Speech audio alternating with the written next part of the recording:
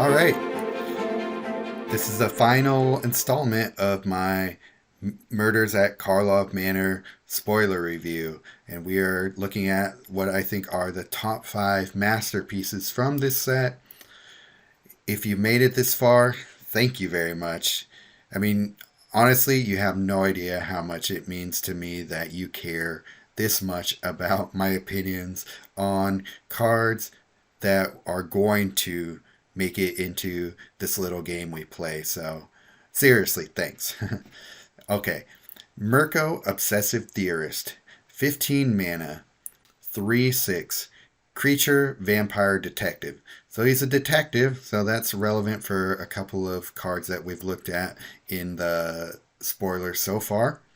And it's also a vampire, which sometimes is useful for certain objectives and events and all that.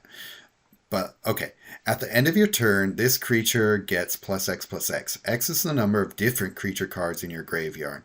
When this creature deals combat damage to your opponent's planeswalker, return the first creature with base mana cost Y or less from your graveyard to the battlefield.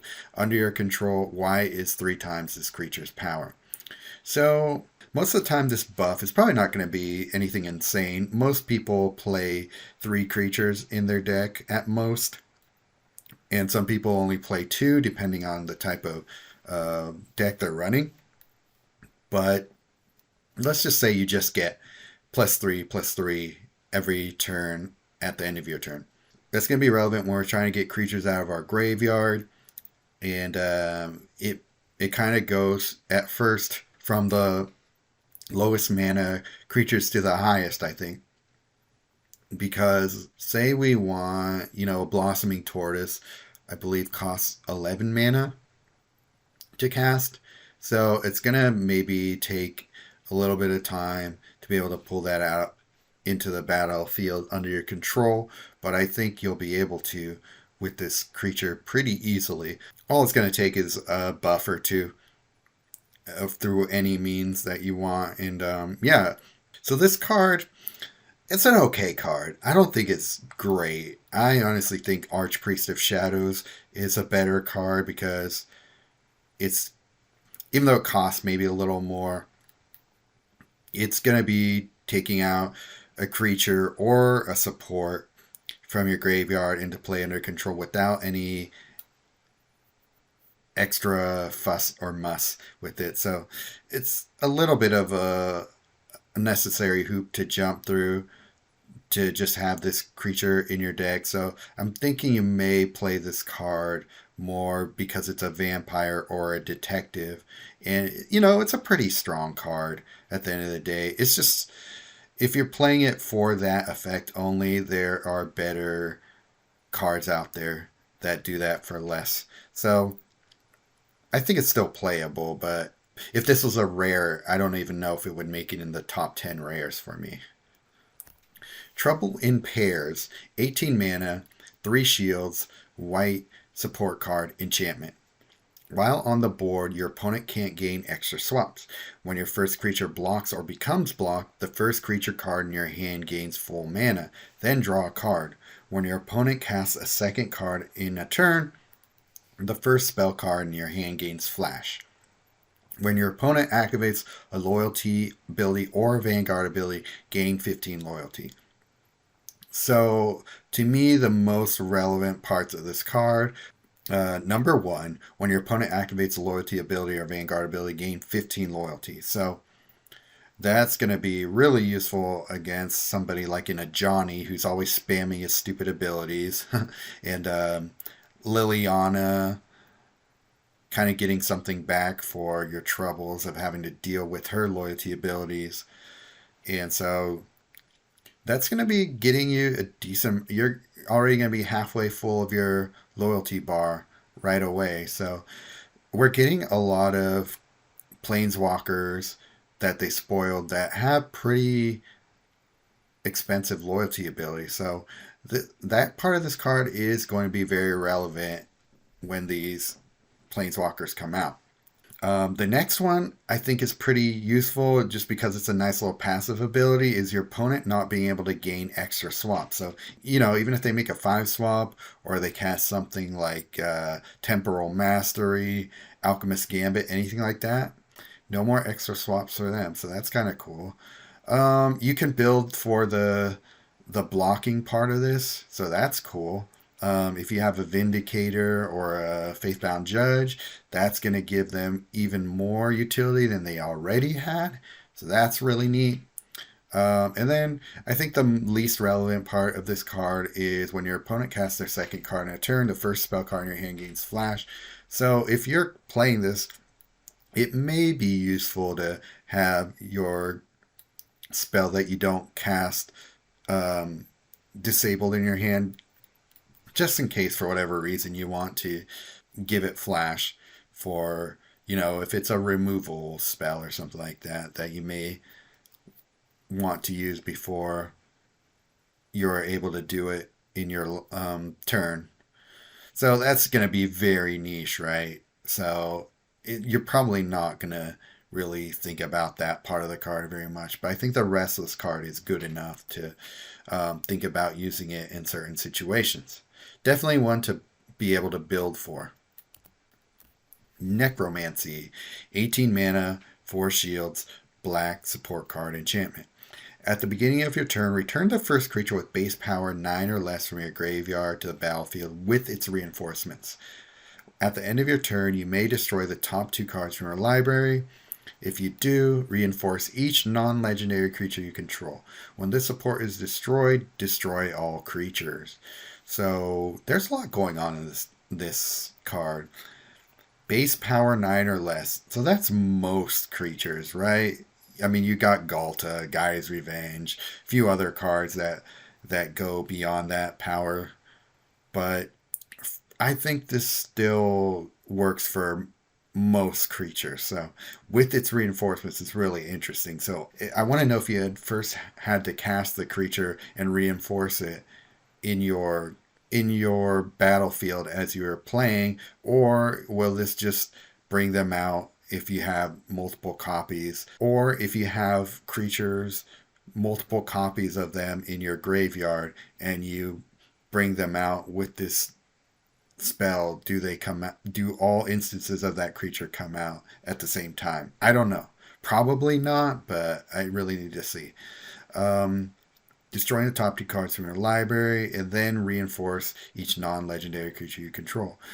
That we're talking like Blossoming Tortoise, Moonshaker Cavalry, a few other really Faithbound Judge, a few other really useful and relevant creatures that aren't legendary.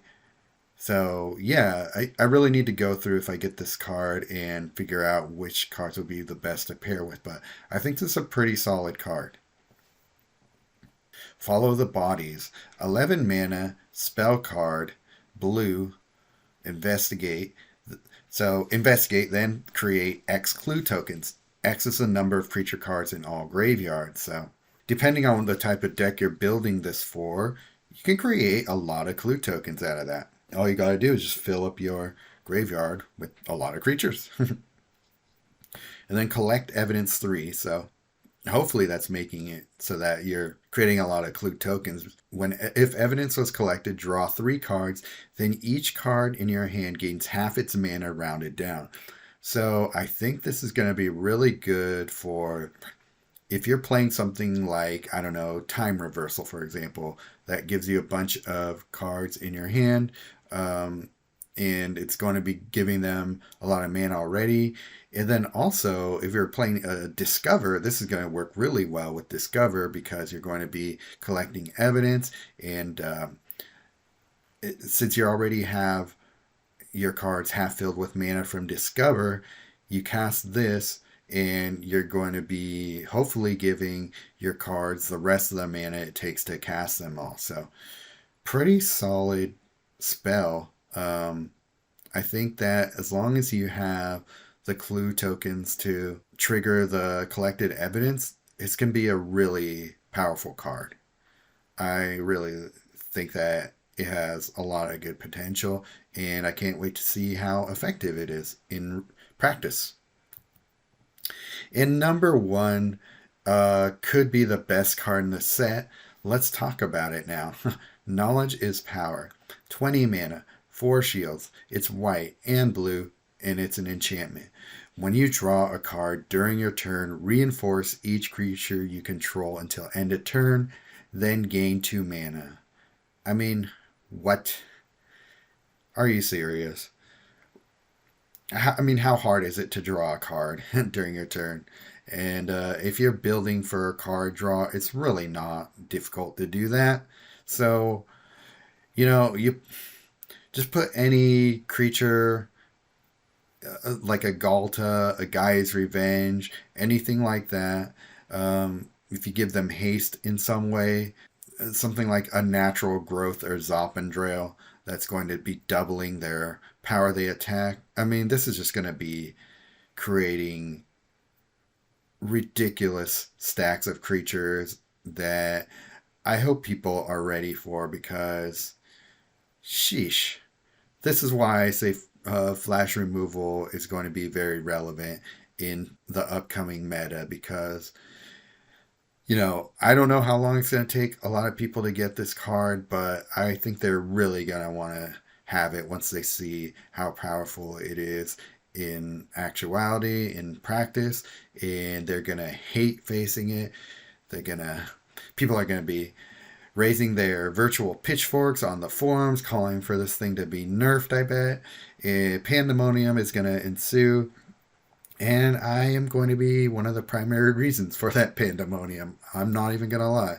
This is just a ridiculously broken card. And yeah, give me a chance to play around with it, and I'll show you why and how with some real-time examples. So I cannot wait for this card.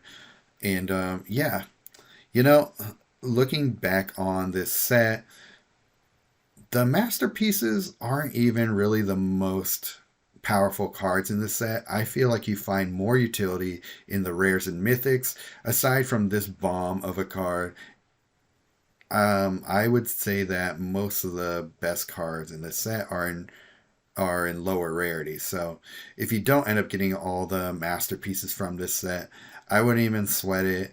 I would chase after this one and then spend the rest of your resources collecting the mythics and the rares. So I can't wait to get around to playing these cards. Hopefully by the time you're actually watching this video, the new set has come out and I'm already doing so. I'm looking forward to seeing what you guys all collect, and I will see you on Discord, which if you're not on Discord yet, you should be, because that's where we talk about these cards. If you're really passionate about this game and you feel like you're not getting enough of a chance to really talk about it in detail, in depth with players and, having real-time conversations with them, come over to Discord. You can join my coalitions if you follow the link below. And from there, if you want access to some of the open Discords that I'm a part of, I'll give you some links there.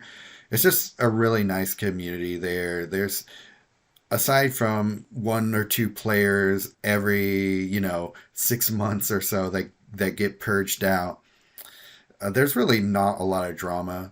There's a lot of back and forth opinions. People don't always agree on things, but people are very respectful in terms of how they handle other people's opinions.